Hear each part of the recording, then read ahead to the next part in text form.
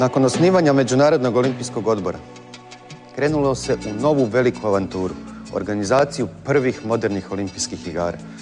Iako nam se to danas čini zapravo sasvim normalno organizirati sportsko natjecanje, tada, krajem 19. stoljeća, to je bilo sasvim nepoznati pojam.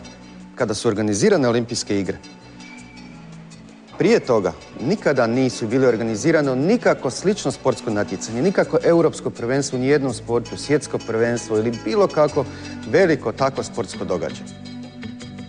Prve moderne olimpijske igre ne bi nikada bile organizirane da se nije uključila politika. Grčki kralj i prestolonasljednik sjeo je na čelo organizacijskog odbora, a jedan grčki dobrotvor, Averov, dao je, odnosno platio ogromnu količinu novaca, obnovio stadion i zapravo omogućio organizaciju olimpijskih igara.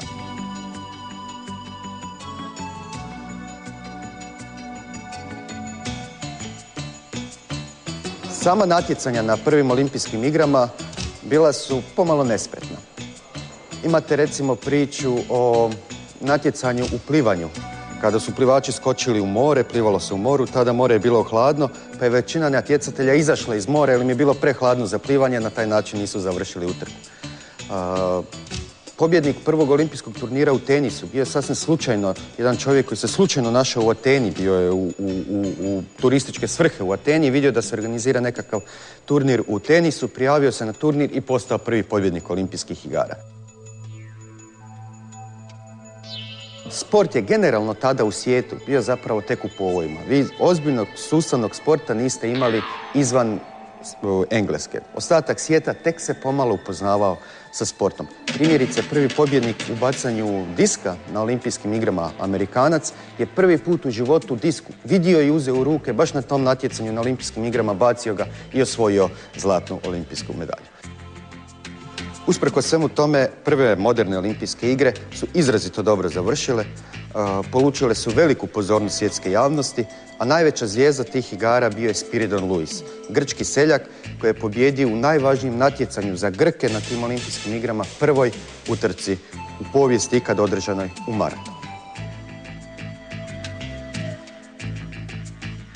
Iako se danas za pobjedu na olimpijskim igrama sasvim normalno dobiva zlatna olimpijska medalja, na prvim olimpijskim igrama i sljedećih nekoliko olimpijskih igara za prvo mjesto dobivala se srebrna medalja.